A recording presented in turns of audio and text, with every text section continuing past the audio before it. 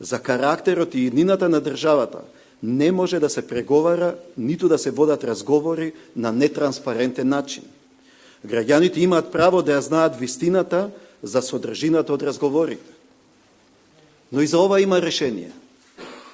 За време на средбата од господинот Заев побарав јавно и јасно да ја отфрли и осуди оваа платформа, бидејќи македонските граѓани на изборите гласаа за реформите и за исполнување на обврските од договорот од Пржино, а не за постизборна платформа на туѓа држава. Од тука, втората суштинска забелешка е дека разговарање за содржина или преговарање за платформа на туѓа држава е спротивно на Уставот на Република Македонија. И не само тоа, туку преговарањето и префаќањето на туѓа платформа е казниво дело според кривичниот законник, бидејќи тоа значи доведување на Република Македонија во положба на подчинетост или зависност према друга држава.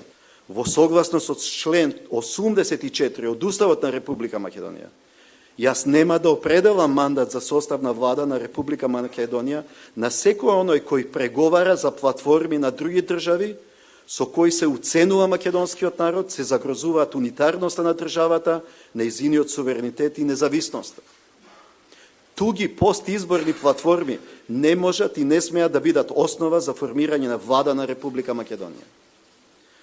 Драги сограѓани, ние немаме резервна држава.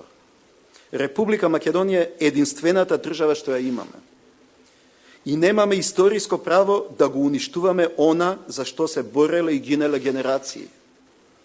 Тие ни оставиле оваа држава, за да ја оставиме на се уште неродените, на нашите деца и потомци.